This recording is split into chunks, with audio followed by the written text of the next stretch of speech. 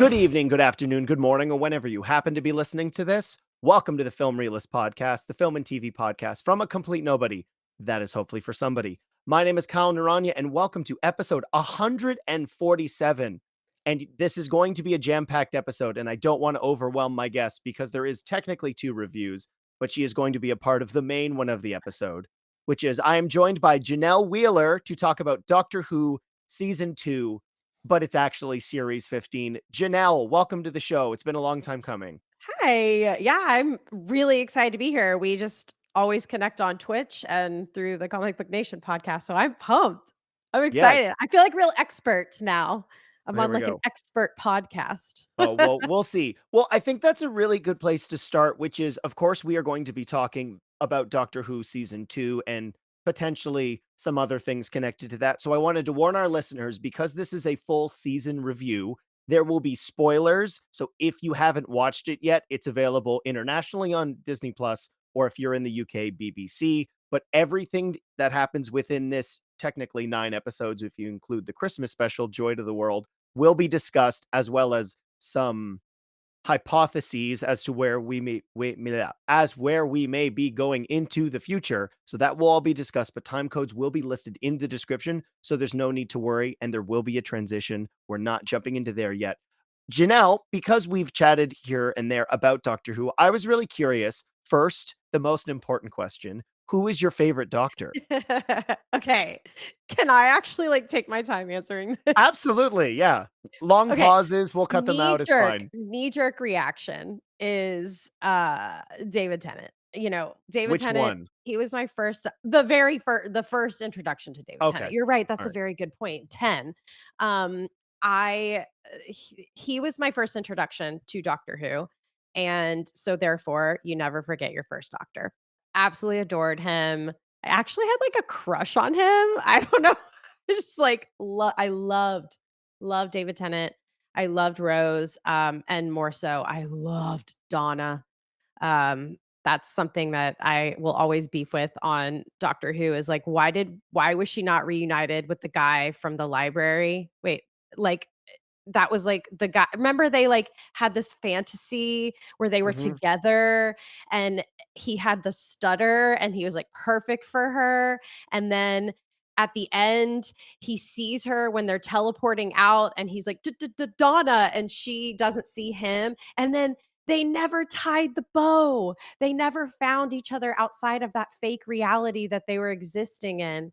And it kills me. But that she is my favorite. And Tenet was my favorite as well. But as I've followed the career of Matt Smith, I just he is my favorite actor in general. Mhm. So Okay. Matt Smith is my favorite actor, and not because of his doctor, even though I'm obsessed with his doctor. So it's like David Tennant and Matt Smith are very equal in my eyes. It's just David Tennant was my first. Sure, it So is I feel hard to like I have separate. it's Yeah. so hard. And Matt Smith as, like, a Targaryen blows my mind. I'm very biased because I have platinum hair, and, Matt Smith in, like, the where he plays Prince Morbius, Philip. obviously. Oh my god. He actually did a really good job for what he Well, was given, I right? reviewed it and I said I Matt Smith knew what movie he was in. Some other people may not have, but he knows what movie he's in. I love him, and, like, him in The Crown was so good. I mean, anyways, I love them both, but I guess if I have to choose, it's David Tennant 10. I mean, based on what you just said, it's okay to say Matt Smith. I feel like depending on I need when to you rewatch him, though. yeah. I mean, I it's haven't weird. watched him since I haven't rewatched. Okay, my most rewatched episodes are 10. Okay. So, if I did go back and watch Matt Smith's episodes, I probably would fall in love with him all over again, and I probably would be a different perspective because of how much I've loved his other projects since. Like, David Tennant, I haven't really followed him outside of Doctor Who because I don't Like, Interesting. Broadchurch is a little too heavy for me. That's fair. Like, I'm a spacey, timey-wimey, like, sci-fi nerd gal. I Mhm. I don't like real stuff that, like, messes me up mentally, so So you and didn't he watch Jessica Jones then no. either? Oh, I did. I totally watched Okay. Jessica Jones, but yes, it did mess me up. Yeah. That no, as it did everybody. I think that I was the hate point of the show. I hate that, like, everyone casts him as a villain. Like, I hate that he was a villain in Harry Potter. I feel like he should have had a different role because his potential and his acting is so brilliant. It kind of breaks my heart that they just used him in that tiny little role in the Harry Potter universe because he had so much more to give. Did he do a great job with what he was given? Yes, but he could have totally been another I think you should be character. his agent moving forward because he is just villains. He I really think it's is. really funny because the show's run, and I have some listeners who have been they've gone back and rewatched the first era, the Origins era, and it's Ugh, part of the show I'll never get into just because there's same, too much of it. same. I've watched all of the modern stuff multiple times. I've It's watched even the classics, yeah. but it was tedious, like, it Mhm. hurt. At one point, they were all on Netflix, and Mhm. I committed, and I did it Good because for I was like, "I you. can't call myself a Whovian Yeah. I unless I." well, we're at But 20 years of the yeah, modern era, yeah, so it's that's I think still a ton. it's Yeah, still it's a commitment. So yeah. let's jump into season 2. I hate Thank calling it that so much, but because it's series 15, Yeah, but why are we doing this? It's a it's Disney Plus thing? it is definitely a Disney Plus thing. It's really Okay. interesting though. I'm glad you brought up Matt Smith before we pivot over, which is when you watch any of the behind the scenes for Mhm. series 5, all of the clappers say season 1. So I think internally, because it was such a big deal, like David Tennant's run obviously has extended since then, but when Stephen Moffat came in as the lead writer slash showrunner and Mhm. Matt Smith was coming in, I think there was probably some idea behind the scenes that we might have to market this as like a new thing, and thankfully, cooler heads prevailed, and it wound up just being called Series 5. Thank But goodness. it has to be a Disney Plus thing because, I mean, where I'm in Canada, it's even weirder with the rights. So Christopher Eccleston through to Capaldi is on Amazon Prime. Jodie Oh, Whittaker's seasons are in the wind. They're not on anything. that's a And then shame. Disney Plus has the David Tennant's 60th anniversary specials, and then they've started with Ncuti Gatwa. I think this is because Disney didn't own the back catalog and marketing where it's like, "We've got series 14." People be like, "Wait, but where are the other 13?" So it's very, very weird. Wow. I I don't know. Yeah, that is actually interesting because I haven't gone back and watched. I actually when I first started watching Doctor Who, it was on cable. I can't remember. I think it was Oh. on, like, the Sci-Fi Channel or something, and Yeah, I would that sounds just about right. this was before, like, streaming was really a thing, and they would just constantly run reruns, constantly, constantly, and so I would just catch it, and I'd watch a lot of repeats, and things were kind of out of order and wonky and timey-wimey, wibbly-wobbly, and so that's where I started everything. That's I borrowed well, my buddy Rain, he's been on the show. I borrowed his DVDs because he had Oh. series 1 through no, it would have been 6, 1 through 6, and instead of studying, I was Yeah. watching Doctor Who, Can I which ask I one question before we run? absolutely. For anyone, because I know our super fans are listening, if any casual viewers, like people have never watched Doctor Who, what do you tell them? Like, how do you tell them to start? Because you know how many people ask me this? I have no idea. It is I think one of the funniest things that's the biggest expression of this, and I get it, I heard it myself, was people say blink, but personally, I don't think blink is actually a good indicator of the show, and I this is agree. mild spoilers, because he's not in it. Like, it's Yeah, not it's a great episode of Doctor Who, but right. it's not the selling point.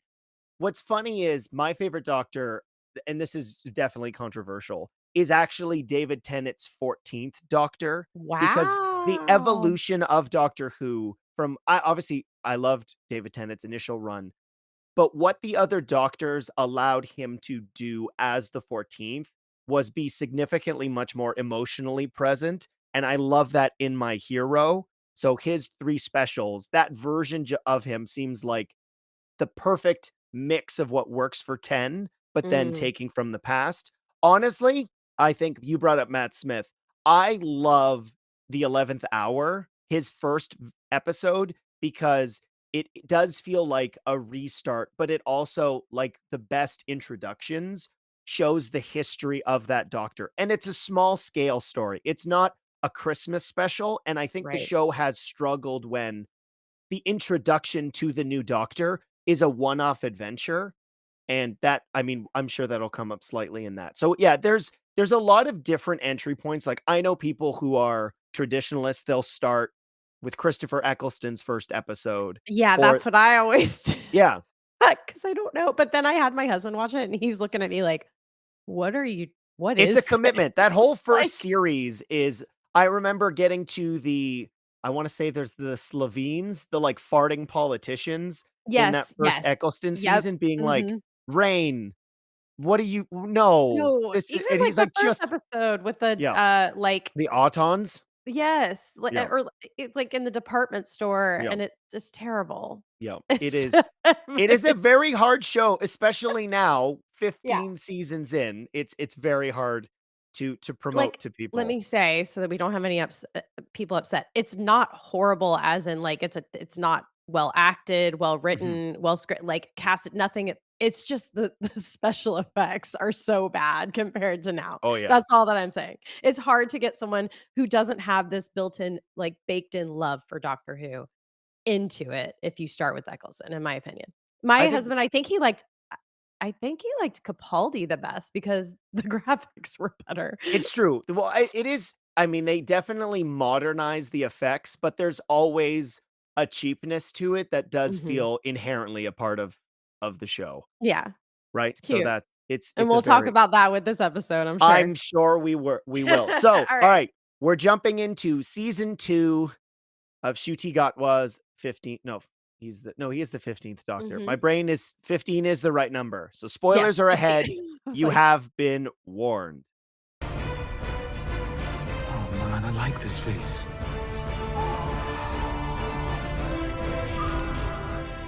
What are you showing me that for? Man.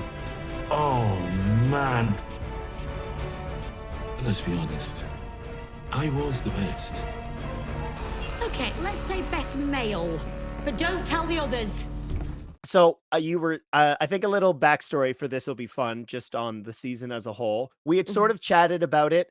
I had the ability to watch some of it ahead, which was great.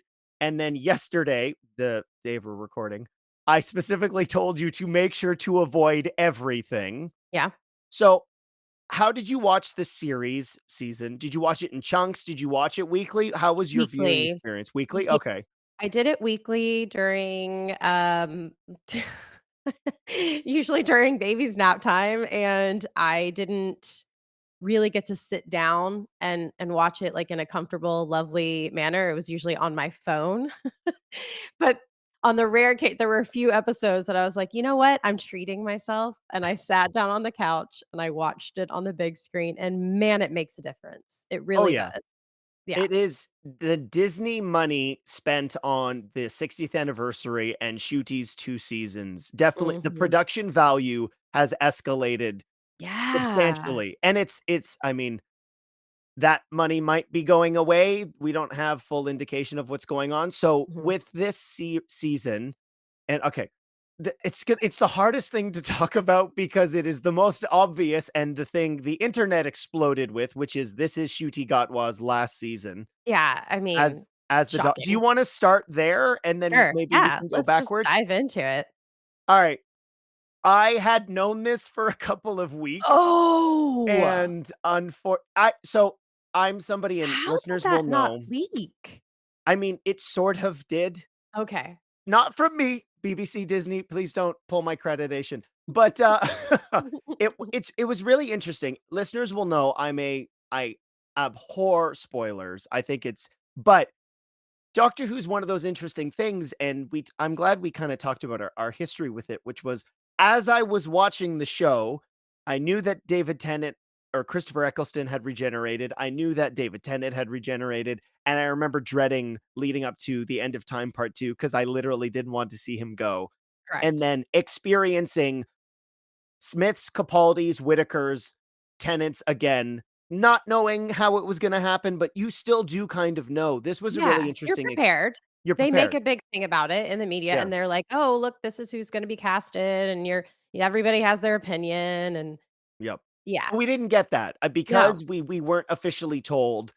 For most people, this was a big surprise, so I'm curious, we'll go backwards, like, what was your reaction to that Ooh, regeneration? okay, so I was very surprised. I did skip, like, I missed out on all spoilers. Luckily, I feel like there's not a lot of crossover, and also even on Comic Book, we don't really talk about Doctor Who. I've tried though. I always like sneak in there. Like I'll throw a little, "Oh, this season of Doctor Who is great." So my timeline just thinks that I'm a mom, which I am, and it shows me like cool cupcakes and mom stuff and really awesome fashion and cool nails and things like that. So Perfect. so my only nerd stuff is usually Marvel that, Okay. like, pops up on my timeline, so, I was very lucky, I did not anticipate this, and I was absolutely shocked. I honestly thought I didn't really accept it at first. I was like, "Oh, he's gonna he's gonna find a way to, like, push the regeneration back into himself, like, where Mhm. he's surely this is not permanent, like, this is just part of the story." I don't wanna piss anybody off, but, like, I did not like Poppy. I was like, "Wha" I thought she was like a cyber, like, robot or something the whole time, Oh, just okay. because of the acting, like, she wasn't I don't think this was like a child actor that acts a lot, so, like, she was kind of making, like, angry faces in every single clip of her, I and so wasn't I was looking like, at her enough, oh, clearly. man, I was like, I'm a new mom, so I'm like, I'm dying. I love little babies, and, Mhm. she just kept, like, scowling and, like, looking at the camera, and I'm like, "Oh, this is gonna be she's something. Poppy's something, like, this girl is acting her butt off. Mhm. Maybe she's an evil something or other, like, I don't know. Yep. So, when I mean, to get to the point of all of this, I genuinely did not think that Poppy was going to make it into like, I never anticipated that he was gonna go bring her back or anything. And so when he did, I was very surprised. I was very surprised. I don't think we got enough time with this doctor. I think that we were just starting to kind of get that emotional attachment to him by the end of this season.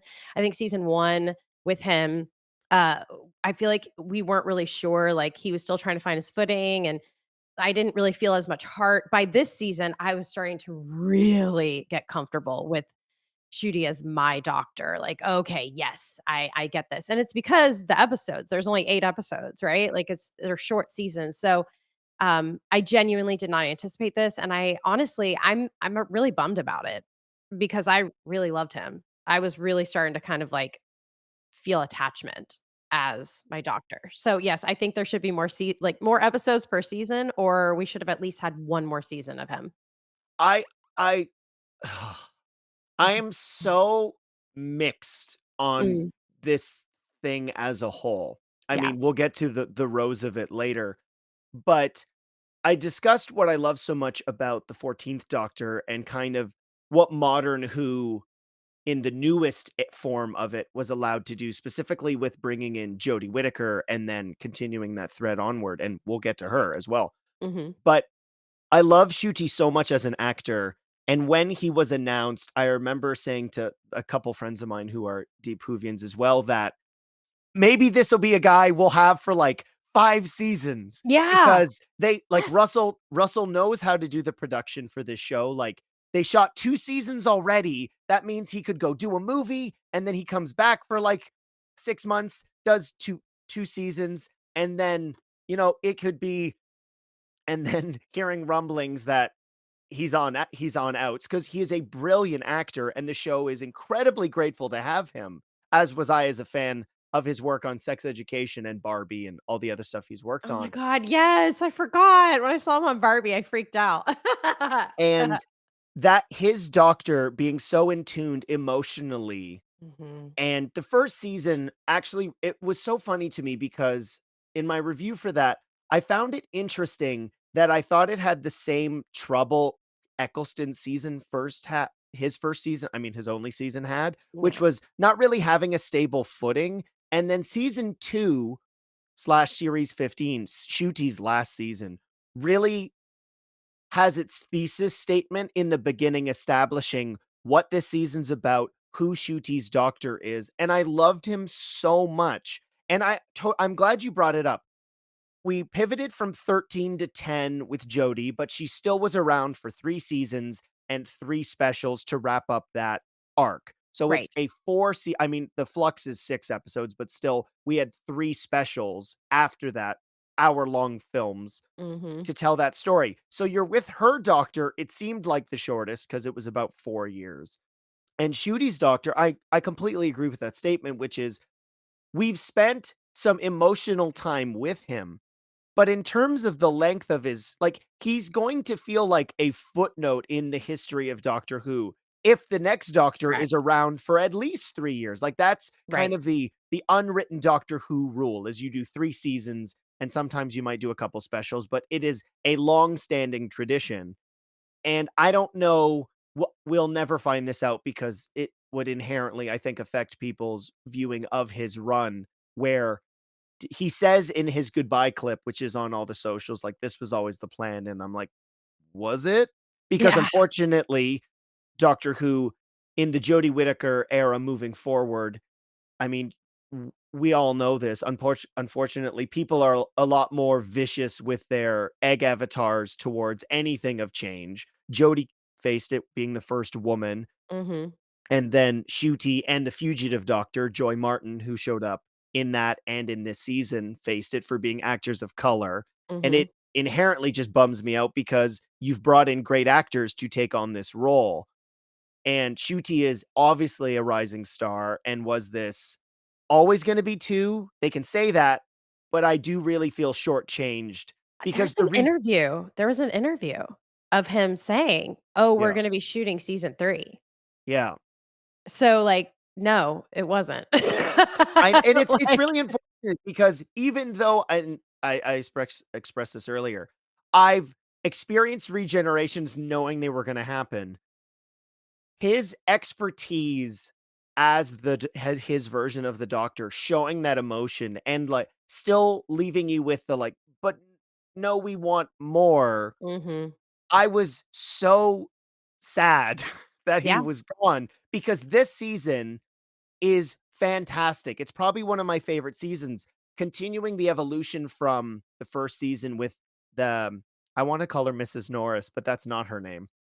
What was her name? The actress who wound up being the Ronnie. Mrs. Flood, Yes, thank you. Anita Dobson. Thank you very much. And Gotcha. that reveal and this is something I like that we really got from this season was and season 1, like, they are a kind of a package deal, which was we got a lot of cool new stuff with some Mhm. really weird villains, but then what I love about Doctor Who, and this has continually happened throughout the entire run, which is what's some stuff from the past we haven't done yet? And the Ronnie is one of those main villains that is from Mel's run with the 7th Mhm. Doctor, I think. I think that's right. I just thought there was gonna be more of an interaction between the Mhm. Ronnie and Mel. So I felt a little disappointed by that too. Yeah, that's true. And I really think the whatever however they've budgetarily figured this out, like, technically, I guess it's 9 if they've included this with the Christmas specials. Mhm. But I really do feel like even with well-written characters, and I don't know about you, but I was inherently concerned because Russell clearly likes tradition. We got a rose in Ruby Sunday for Mhm. and then I was concerned for Belinda that she was going to be Martha 2.0 because Yeah. Martha is not one of my favorite companions, Sames. Yeah. and I like the back and forth, and it was refreshing to have somebody who didn't wanna be there. I thought that was fun throughout the Yeah. whole season. I like that too. Yeah. And I like how they kind of, showed the full story of what she was saying, why she had to get back because she had to get back to Poppy, but she wasn't saying that in any other episode. You're like, "What are you No, talking about? that Why do you it have to be back on May 24th?" no. Like I that's a kind of retroactive continuity that actually drives me bonkers because the show like, we talked about Blink, Mhm. that show being the timey-wimey, like, Ouroboros snake eating its own tail, all that stuff is there, and I mean, the irony is it's a Stephen Moffat written episode. Mm. I and this is ugh, Kyle gets so frustrated by this. from a creative standpoint, and I am not a screenwriter, I've only written 1 script in my life, and listeners know it was Space Jam 2, and it was better than the one we got. But, that's not even a joke, it's true. That I love it. all you had to do, and this is like we are in the streaming era. If you're writing these in a chunk, all you do to change this, as opposed to showing us things we didn't see, and I hate this is a Disney Plus problem more than anyone else. If you just have her say, "I have to be back tomorrow morning," it is Mhm. ambiguous enough to where Yeah, you're like, "Why? What do you have to do?" Right? Because that's what we would assume. Why does she have to be back? Because she right. just says the date. The date is irrelevant. You're Yeah, in a time machine. yeah. You have to be back specifically tomorrow morning. And I love Russell. He's written some of my favorite Doctor Who. We talked about the Tennant era, but there's something about the way that TV is produced now where and what's so funny is we know based on all the reports, like they essentially shotgunned these 2 seasons, right? The episodes that were shot without Shooty for the most part were because he was doing other things, and these shows never shoot in order.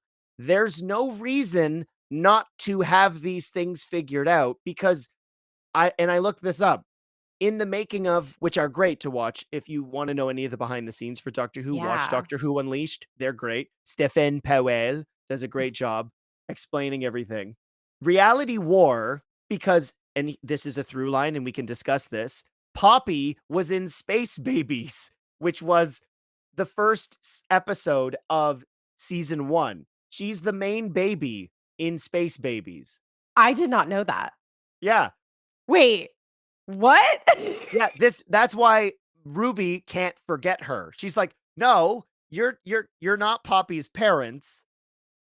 Poppy is in Space Babies." So Wow. from a production standpoint, this would have been shot whenever Space Babies were shot because as you know, you've got a young child. I don't not even 1 yet, correct? About to be. About to be. Mhm. They age fast. So They do, this was it's shot scary. around the same time as Space Babies. Where Oh that my lines up in the production, god. I don't know. Wow. So that to me is super annoying because I really like this season. I like that they didn't have any traditional villains throughout the whole thing, but Uh-huh. I'm also devastated by we don't get to see Ncuti Gatwa with a Dalek or a Cyberman or Oh the my god. Master. Think how good he would be with a Yes. Master. Like all these I staples. thought that the Ronnie was the master for the longest time. Like, I really thought it was the master. I don't think they would have done the gender or I guess technically no, because we had Jodie Whittaker's doctor was a BIPOC male actor. So, I mean, it wouldn't necessarily matter. The master was the master, then it was Missy. So each Missy, doctor yeah. really outside of, I guess, Smith, because they had just done it, has Mhm. dealt with a version of the master. And Right. you could argue the Ronnie kind of fills in that Yes, I think that bingo that's what they were card. going for, yeah. So yeah, I'm incredibly sad. But, like, no Cybermen? Yeah, That was nothing. crazy. I feel like I can't remember. I was in an episode I was watching one where I thought like, for sure, "Oh, these are Cybermen, like, these are gonna be" Mhm. I think it was was it the song contest? It was like, robot helpers that I thought, Oh, yeah, yeah, "Oh, yeah. maybe they're the Cybermen." Like, I Oh, I mean, there's a ton in the Robot Revolution, which was I mean, Mhm. that episode we got to watch super early, and I think overall throughout this season, it really does work as a Mhm. conclusion to a two-part story, and, like, if that was the plan, I don't necessarily hate it. I people Yeah. are upset, and I've seen some of the conversation about the Doctor giving up his life for one person, but the 15th Doctor has proven it to us that every single life matters. Yeah. Like, he's not I mean, when he gets mad when a companion dies, like Interstellar Contest, when he's clearly Mhm. very mad at the kid. But Yes. no, like, one person their life being given up that's not his is enough for him to do that, and it works. And we Totally. mentioned Jodie Whittaker. That was an element of her run that I was inherently disappointed with because she regenerated just before the 60th anniversary, Mm. and in one of her episodes, we got a bunch of doctors sitting on a stump, which I really appreciated. I thought that was really cool. And as somebody who actually likes the Doctor Who TV movie with Paul McGann. I love Paul Yep, McGann, Paul McGann. and he had his little YouTube short film that led Yep. into The Day of the Doctor, and then for him to show up in Jodie Whittaker's was really cool, but Jodie didn't really get to be a part of the 60th at all because I David Tennant know. showed up and he was Matchstick Man running everywhere. So, for her to show up to kind of wrap up this era of Doctor Who, and, Mhm. like, as we're talking right now, there is no confirmation we're getting a Series 16. Right. I think that we will. I just don't know if it's gonna be with Disney. I think, BBC might just take it back on if Disney doesn't wanna roll with it. But there's still a chance, so everybody keep talking about Doctor Who, keep building the hype because Disney's watching everything. It's true. I mean, I think that's probably the safest bet, and I Yeah. think this is a perfect segue, which is Billie Piper has long time worked with the BBC, quite literally R in they love Doctor her. Who, and Yes. so one of the things, and I did notice this, and a lot Reddit has caught it, which is every Doctor Who regeneration has said, "Introducing Peter Capaldi as the Doctor," and it Mhm. just says Billie Piper. Right. Which is inherently interesting to me, partially because, and we know this, 14's still running around. Mhm. So, does by generation mean those doctors can keep like, this is one of those things about this new process, and don't get me wrong, I love me David Tennant. I did not wanna see him die again, so I was Yeah. happy, but you talked about your love of Marvel. You have Yeah. to be a really good writer to You have to be explain careful. Multiverse stuff, yeah. why people aren't hopping around. Because it can nip you in the it can hurt you later on. Like, Yep. it really can mess things up, and I'm totally with you, but I feel like it's just gonna be, like, a short-lived Billie Piper situation. If I had to anticipate, I think it will be, like, a A Christmas special. special? Yeah, like a special run. Maybe they chose this face because of, the Bad Wolf run. Whenever, like, stuff is really going bad for some reason, Rose is like the face that they see in their mind, and I get that because Rose is wonderful. She's my second favorite companion, and I think it'll be something like that. I'm just really excited to see Billy if Billy does get to play the Doctor, like, no one will be able to say that they were one of the most popular companions and a doctor, like, that's just so cool. But I don't think it's gonna be, like, a long thing. I really don't. I don't think it's gonna be, like, seasons upon seasons of Billy. Because we have no idea why this is the case. Like, we're literally Yeah. just like, sure." I And love watching people be just completely confused. Like, I went on YouTube immediately and just reacts from super, super, super fans, and they're just like, "What the H?" Like, I don't understand what's happening. yeah, it is super interesting, and I think that's the most likely. I mean, Mhm. I brought it up, which is the reason Tenet and Donna came back was they hired Ncuti, but Ncuti wasn't available. So in order to celebrate the 60th, they had to do something else, and Yeah.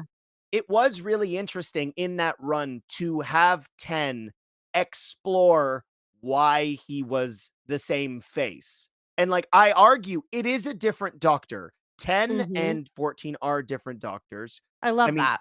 and then Ncuti to come in to kind of wrap up this weird, not even weird is not the word I wanna use. This, like, microcosm of kind of where Doctor Who is, and I really like that Russell didn't shy away from what Ncuti looks like. We got a Rogue cameo, which threw me for a loop. I absolutely adored that in Wish World because I Yeah.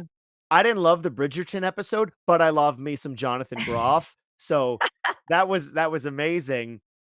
And continuing that through line with specifically some standouts for me, and then which was I loved the story in the engine because it's so weird, but just having the barbershop setting and then bringing in Joe Martin's The Fugitive Doctor, because I know there were a lot of people on, I'm gonna say, the wrong side of the fence that were hoping with Russell taking over that he was going to Rise of Skywalker, all of the stuff that Christopher Capaldi, not Capaldi, Christopher Eccleston. Nope, not Eccleston, No? there's too many Chris's. Chris Oh my god. Chibnall, there we go, Chipnall. the showrunner Oh my gosh, okay, you're like of, you know your stuff. I Man, try. I I am love wearing a this. Taylor Swift-inspired Doctor Who shirt. No comment. It If was a you don't gift. know, Taylor Swift is not my jam. I know, but I'm aware. So I liked that episode and showing that mixed history that the Doctor has because one of the things, and this show has done this successfully throughout all of its runs, is obviously we're aware of the hard numbers. We know who those numbered doctors are, but Mhm. and Day of the Doctor, which is still one of my favorite Doctor Who stories of all time, did such an incredible job being like, well, just kidding. There's a Doctor 8.5, aka the War Doctor, before 9. And I mean, in the know, it's because Eccleston was never going to come back. That's why they did it. But getting the fugitive doctor and this exploration of like, well, we don't actually know all the history because if we did, what would be the point? Right. And continuing that through line with By Generation was really awesome. What were some of the standout episodes for you this season? Oh gosh, I actually pulled these up because I think everyone, if you don't know my history, I was on American Idol a really long time ago. So, of course, the moment that the Interstellar Song Contest aired, I had everybody going, "Oh my gosh, did you see the latest episode of Doctor Who?" So I had this like excitement building up to it. No one would tell me why, but I can't tell you how many people asked me if I had seen it. And so when I watched that, of course, I absolutely am very biased to that one. I loved Interstellar Song Contest. Um, I love Ruby Rose. Like, I love Chandra, but I love Ruby. So anything that Ruby was in just made me Ruby so happy. Sunday. Yes. Did I say Ruby Rose? I was like, we do have, I mean, we have Rose Noble, we have Rose Tyler, Did and I then say Ruby Rose? you did. How funny is that? Yeah, I actually love Ruby Rose as well. She's very hot. But she's not in Doctor Who. Um, yeah, Ruby Sunday. I loved anything with Ruby in it. And I loved her as an actress. Like the way that she reacted to Poppy being forgotten had like I was like about to cry. I'm like, "Oh god, I'm getting choked up. I have like a frog in my throat. I'm very uncomfortable." I don't know if anybody else loved this, but I loved Lux, the animated one. Like, it was so weird and cool and trippy, and I love seeing the cartoon along with, like, live action. That just makes me so happy when it's done well, and I think they did a very, very good job with that. So those were kind of my standouts. I also loved The Well because Oh, it the was just like Midnight sequel? it was like space. Mhm. Yeah, like, I mean, I loved this season, really. Like, I can't think of an episode that I really hated or I was not really the biggest fan of other than our final episode because there was just too much happening. Yeah. It felt like they just shoved way too much information. I had to rewind. I had to keep, like, backing stuff up during the little monologues, like, each person's long lines kind of explaining why they're there and what they're doing. When he was speaking to the Ronnie and kinda saying, "Well, this was my plan and this was my."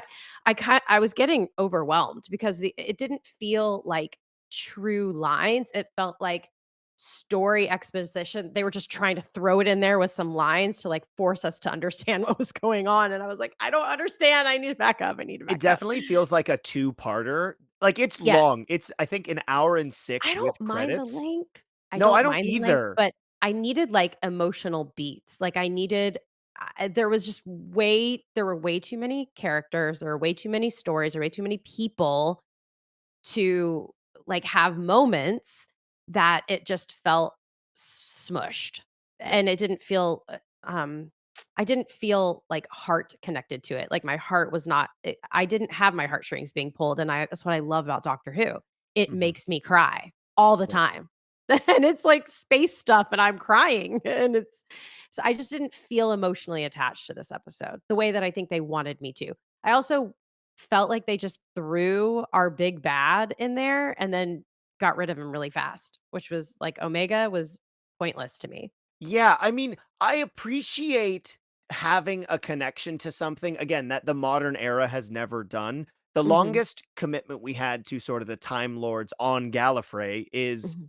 the end of time with David Tennant, because that was the whole kicking off point of the modern era was they gone. Right. And I love the Day of the Doctor dealing with that, and then I've have found going to there are more of them, like, I mean, we're assuming most people listening to this are going to be checking out Superman, and, like, I've always liked Superman. I mean, Kara is different with Supergirl, but, like, we can't have similar to Star Wars. How many people survived Order 66? How many people escaped from the exploding Krypton? Because eventually, like, we lost what? Like, an uncle we didn't talk to? Is that Mm, all the people that exploded or yeah. Jedis that made it out? Where what I like about the Master, or the Ronnie in this case, that being the only one, for Omega to just kinda be, "Look, it's a big skeleton monster," and, like, Mhm. I had looked up Omega because somebody had referenced Same. the Yes. connection t possibly, and I was like, "Oh, that's a really cool look," but I think they probably just from a pure production standpoint went, it's a little Egyptian-esque, and when we had Mhm. the big Anubis god in the 1st Mhm. season, maybe we gotta change up the look, but for him to just be a big CGI monster, I thought that was a choice. I think the finale kind of lets down the season as a whole. Yeah. Parts of it work for me, like the sacrifice being for Poppy. Absolutely. I loved seeing 13 and 15 talk because Mhm. as of Me too. now, they're the most controversial doctors for absolutely no reason. Because Jodie Whittaker is amazing. Like, Yep. I'm not one of those people who's like, "Well, no, she's not my doctor." It's like, I I have a loved favorite, but Jodie. they're Yeah. all the doctor. Like, Yeah. each actor has brought something unique to the character, and for those 2 to actually get to share scenes was something that I was so grateful for because I am a huge fan of Broadchurch, so when they announced she was going to be the doctor, I was over the moon because she is so good in that show. I think we've talked a lot about what worked, where it could be going. We've pretty much covered all the show notes. So Look the at us last go. I know, it was tight and efficient. We weren't having technical problems for 20 minutes prior to starting. We definitely weren't doing that at all. So we can transition to question of the week responses, which Janelle, I think you'll like. Okay. I'm excited. Can I ask you a question? Just one? There's something I've been meaning to ask you. I ask the questions, you answer the questions. Why do you ask questions to which you already know the answers? Did that count as a question? Yes. Damn it. Question of the week is usually related to whatever's going to be being reviewed on that next episode, as opposed to the other That's way around, awesome. which Love is what I that. had it. So this week's question of the week was, who is your favorite Doctor Who monster? So Janelle, I'm going to give you time to think about it, but we do have a bunch of answers. You can respond to the question of the week on any of the social medias. That clip always goes up on Thursday, or you can directly comment on YouTube or Spotify for your answer. So Dommy Corn on TikTok said Weeping Angels. Moon said Sea Devils and the Trickster. And then F Oh. Scarrett 25 said Lux, Mr. Ring-a-Ding, which I really appreciate because he is super entertaining. Scotty Cameron wrote in on YouTube, it's probably going to be the Autons, which we already talked about, because I was introduced to Doctor Who through the Ninth Doctor. I remember finding Oh. amusing that Autons made burping trash cans and mannequins with literal handguns. I also remember being annoyed Mickey got some amusement with him being eaten by an Auton and then being replaced by a duplicate. Dylan writes in, Daleks? I've never seen Doctor Who, so a question for you. Okay, Dylan, I'm gonna move that later. And then Cal Norman 89 says the most fun is the master. A wide Wow. range of answers in there. Do you Gosh. need some more time, Janelle? I can read a couple other comments. No, I mean, I'm just trying to narrow it Okay. down because okay, so my honorable mentions, what is the villain in the Are You My Mommy? Oh, What the is the Nazi actual masks villain? one in series 1? Oh, that's a Yeah. deep cut. Good Like, for what you. is that? It's like a Yeah, I mean, gas. it's the same Yeah, villain as like the M. Night Shyamalan movie with, where aliens in London, because that's that no, it's not that one. What the heck is it called? No.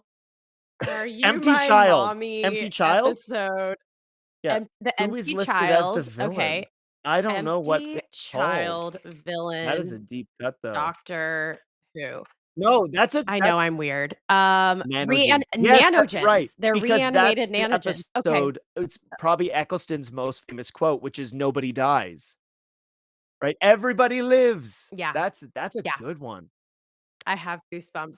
I will say that anything like that is invisible or unseen that takes over a human, that freaks me out. So, number 1, like, honorable Are you my mention is mommy? the nanogens who, like, terrorized. Yeah, yeah, "Are you my mommy?" It scared me even before I had kids. It hurt, like, it hurt to watch this happen to a child. Um, and then I would say for me, the Cybermen have always been extremely, like, terrifying because of, like, the fact that they take Mhm. over Yep. us, like, they convert us. But my number 1 is gonna kind of align with my favorite episode of Doctor Who ever, and it's from Silence in the Library, and it's called the Nashta Yep. Narada. I think that's how I say it.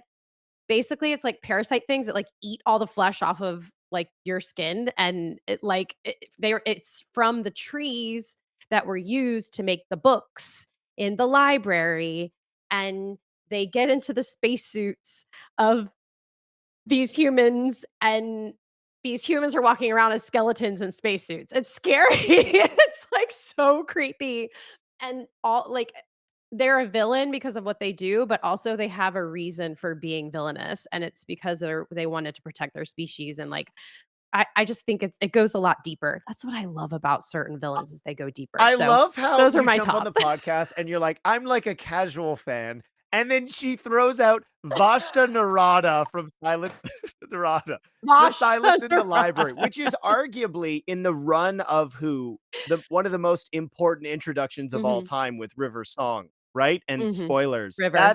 I'm so Yep. glad, like, you named some, like, classics and then, like, Are You My Mommy and Skeleton Shadow Ghosts from Silence in the Library. They're They're incredible. really I creepy, was like really I'm scary. thinking I was like, "Oh, maybe she'll be like Cybermen, Daleks, the Master." Like, I don't know, like, but, that's so funny. I appreciate that so much. So, Scotty Cameron, don't worry, I will get to your short novellas later. But this week's question of the week is inspired by what next week's review is going to be, which is from the world of John Wick Ballerina. It's just for that SEO, they got to put in John Wick. So the question is, which action franchise is best suited for a ballerina style spinoff? So to let me know, you can email the podcast filmreelistspod@gmail.com. You can also comment directly below on YouTube and Spotify, or as I said already, you can answer the social media question on all the socials. Just make sure to include the hashtag QOTW. That post usually goes up Thursday. So make sure you are following the podcast on whatever social media platform you like. It is on everything. And we don't have one, but two Scotty Cameron YouTube essays. It says here in brackets, it's entirely up to Kyle if he wants to read this. These are just some of my burning thoughts. Scotty, you think I wouldn't read them? The Punisher and the Flash shows are definitely spinoffs. I just overlook them when thinking about TV show spinoffs. It's funny because the more I think about it, the more I realize how reliant Punisher is on viewers having seen Daredevil beforehand. When the Flash is with Arrow, it's a lot of comics, just an interesting observation. I am one of those people who fell behind on Star Wars content. I got hooked on The Mandalorian and was excited for Book of Boba Fett and Kenobi. Then both shows were letdowns, particularly Boba Fett. Oh, obviously, Scotty, that goes without saying. Kenobi was an improvement, but it was still a little disappointing. It also didn't help that Kenobi came out in the same time as Star Trek Strange New Worlds, which was a way better show. Looking forward to season 3 in July. That cemented my preference for Star Trek over Star Wars. Scotty, you were looking for problems by just saying which one's better than the other. Just saying. I still love Star Wars, folks. The first, where was I? This Scotty, this is very, very long. I just love Star Trek more, particularly when I think about how much of an improvement the first season of Strange New World was, more so to the second season of Picard, which came out a few months prior. I just found myself more invested in Strange New Worlds than Kenobi. I will have to give Andor a shot given the high praise it's received. My brother and I found Rogue One to be just okay, but maybe Andor will address some of the issues we had with Rogue One. It still has that Black Widow problem, as in we know the characters die before the film begins, so it's hard to get emotionally invested in them. My brother and I agree that our biggest critique of Rogue One was not a bad film by any stretch, but as Banana Man would say, it's just okay. That's true, and I understand that, and that was initially my first problem with Rogue One, but it definitely gets better with each viewing. Now, we have YouTube novella number 2. Yeah, that helicopter stunt in Fallout is really cool, and that's my favorite climax of the Mission Impossible films. I still have to go with the Burj Khalifa stunt because it's set in motion what we have now. Owen Davian, aka Philip Seymour Hoffman, is my favorite villain of the Mission Impossible films, despite only appearing in one, while Solomon Lane and Gabriel are in two. It sounds like the film's Final Reckoning biggest problem is too much fan service at the expense of storytelling. It would have been smarter to have some more of the fan service in Dead Reckoning, so that way Final Reckoning has some room to breathe. Maybe my take will change when I actually see the film. This is just my reading without having seen it. Luckily, this film does have a 90-day theatrical window, so I have more time to catch it on the big screen. Given that these films were initially shot back to back, I'd say the fan service dumps was always part of the plan. The film got delayed, because of all the strikes. There's a lot of money talking here. I think it would be interesting if Gabriel was tied to the Syndicate, especially when Fallout effectively made Lane into the nemesis for Ethan. Solomon Lane is the Ernst Stavros Blofeld to Ethan Hunt's James Bond. Oh, I totally agree with that comparison, and I'm a little bummed he didn't continue outside of Fallout.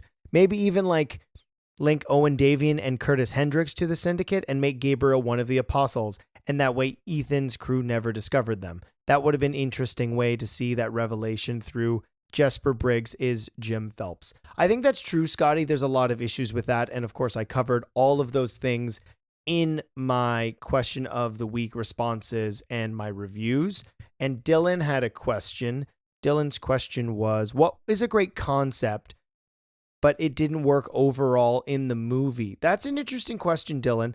I think more so the problem is something that needs to be heady, depending on who you ask.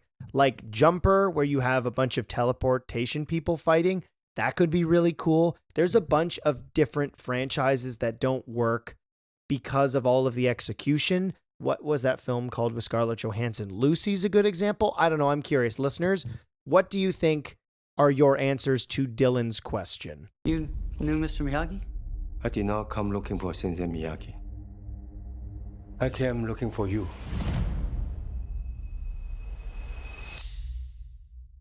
So this part of the podcast definitely wasn't recorded hours later chatting with Janelle, but I did say at the beginning of the episode that there was going to be 2 reviews. The second is going to be spoilers only, and that's for I almost said Cobra Kai. It's not for Cobra Kai, it's for Karate Kid Legends, which is the 6th Karate Kid film, bridging the gap between Jackie Chan's version in 2010, which was a remake for all intents and purposes until now, and a continuation of Ralph Macchio's character when we last saw him in season 6 of Cobra Kai, the TV series. I went in with mild expectations for this. I thought that the trailers didn't do a phenomenal job of selling what works about this movie. I get the idea of having the Kung Fu Master and the Miyagi-Do Master meet. I think that's really cool, and obviously it's in the marketing, and they're the 2 big heads behind Ben Wong, who is now playing our new lead in this film.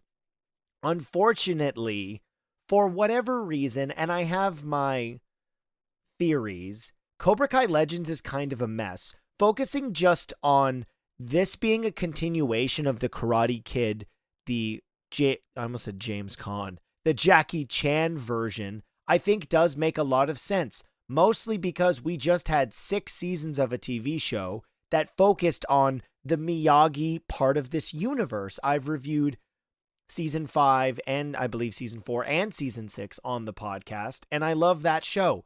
It came to a timely end when it ended, and quite frankly, I didn't really feel like there was a ton left to explore with Ralph Macchio's Daniel LaRusso.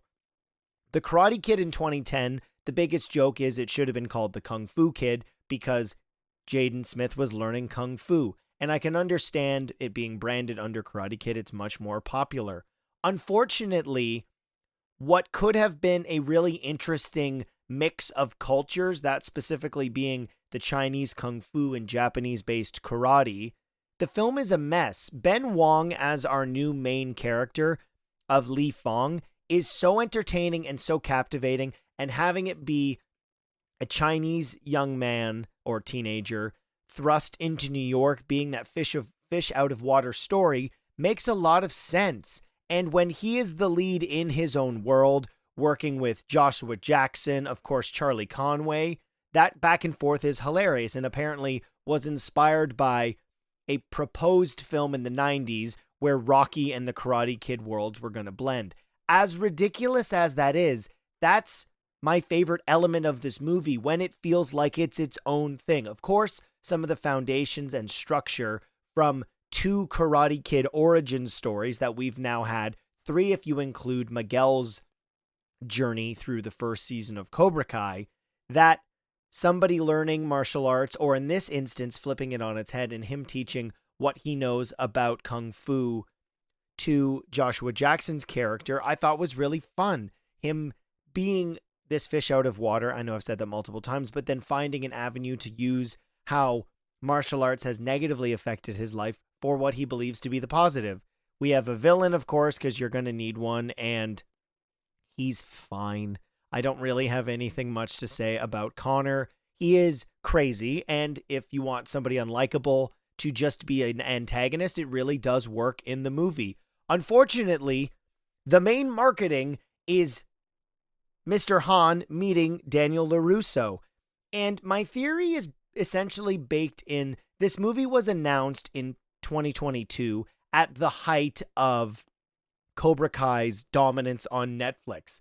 And because this movie makes the focus on Mr. Han and his nephew/student, Li Fong, it doesn't leave a lot of room for Daniel LaRusso to be a part of it. He shows up in the 3rd act to help Mr. Han bridge the gaps because we're shown in a flashback at the very beginning of the movie that the Hans and the Miyagis are connected through their martial arts history with China and Japan having some connections to when Miyagi showed, not the one we know, but his father or grandfather returned back to Okinawa. It's a cool connection to Karate Kid 2, and the lore of this movie is very much focused on the movie lore, and there is a slight connection to the Cobra Kai universe, of course, and I'll talk about that in a minute, but it feels as if this film was structured to not include Daniel LaRusso at all. And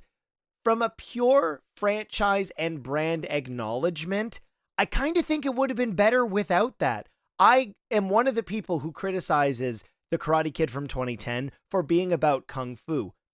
Aside from that, it is a pretty good remake of The Karate Kid because so much of it is faithful to what works about the original, but it's all dressed up in a whole different culture.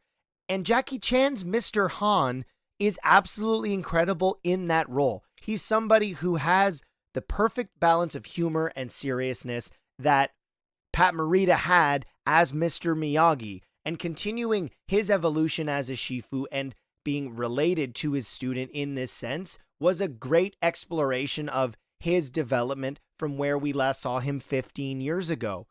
The movie works without Daniel LaRusso, but because we have this back and forth with karate and kung fu, that balance, ironically, because that's of course something that Mr. Miyagi focuses on so heavily, the movie doesn't have that, and Daniel LaRusso feels like an afterthought that's just added in because he is as popular as ever with the success of Cobra Kai. And this is affected because also the movie is 94 minutes long, which means it is moving at an absolute clip to cross off things you are familiar with in what the structure of a Karate Kid movie is. The tournament itself feels like a complete afterthought to the story in general, where it's maybe the last 5 minutes of the movie, and the training, because it's separated with Li Fong teaching Victor martial arts, and then we have Li Fong learning karate and kung fu from his two senseis. One of those things needed to be the focus, and you don't have time for both because the movie is only an hour and a half long. I'm really disappointed by this because you would think, I understand not wanting to be completely taken aback by the Cobra Kai of it all, but man, those early seasons really understood the structure and the success of the Cobra Kai franchise and the Karate Kid franchise on putting those classic elements, but spinning them to give a whole different perspective. Of course, having William Zabka be the lead in Johnny Lawrence as opposed to Daniel LaRusso. And if the whole point of the movie was to balance out this Karate Kid and Kung Fu elements, Kung Fu and karate, then that should have been what the movie's about. I understand wanting to set it in New York, give it a different setting, but perhaps Daniel is there because one of his kids, Sam, who we do know, eventually goes to university or something. Where is he outside of the fact that he just had this Cobra Kai experience? So his character feels completely unnecessarily added on. And don't get me wrong, Daniel LaRusso is the Karate Kid, but the movie starts with him in a flashback just because we have to establish this connected lore, and I don't mind this sort of retroactive continuity because it's in the very beginning. And then Mr.Han, he is the main focus as the sensei or teacher Shifu in this instance in this movie. I was shocked by this, and there's a couple of fun action sequences, but another thing that I really noticed, and I'd be curious if other viewers noticed this as well, which was if the frame rate or the shutter speed on the cameras, the motion blur and camera choreography, oh my goodness, the camera choreography within the action sequences is kind of a mess. So whether they have increased the speed to which the fighting is happening or they have slowed it down so it is more coherent, neither strategy is ultimately successful. So some of the action is really cool, and then other instances it's blurry and incoherent. And in a franchise baked into having cool action, it's not a great thing when some of it is kind of hard to tell as to what is happening. So that was disappointing. I went in wanting to love this. I had heard some of the mixed reception, but this needed to be longer or needed to have less in it. And both of those are problems present here, which is really disappointing. I would be shocked that this isn't a success when it obviously eventually hits Netflix, but to be coming off of the back of what was such a mostly strong run by Cobra Kai, Karate Kid Legends left me wanting more. Janelle, thank you so much for joining me for the podcast. Of course. I'm so happy that I got to hang out with you. And now I'm like looking up, okay, what movies need a spinoff? I love Yeah. it. All right. So Janelle, tell us where people can find you. Yeah, I'm on Twitch. I stream 4 days a week. I love it so much. So my name on there is just Janelle, Janell, twitch.tv/Janelle. And then, of course, I'm on all social media as Janelle Wheeler. And I'm on Comicbook Nation. So we talk about everything you can imagine geek, even wrestling and things that I know nothing about. And I just kind of nod. But we also read ton of comics.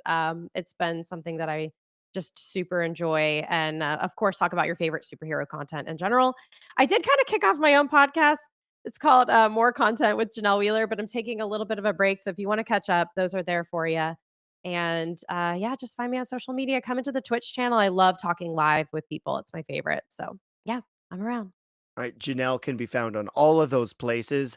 If you have not yet, please give the podcast a 5-star review on your preferred podcast platform. It is everywhere, as well as review the show on Apple Podcasts. If you haven't followed the podcast, do that. And as stated in Question of the Week, I will be reviewing Ballerina.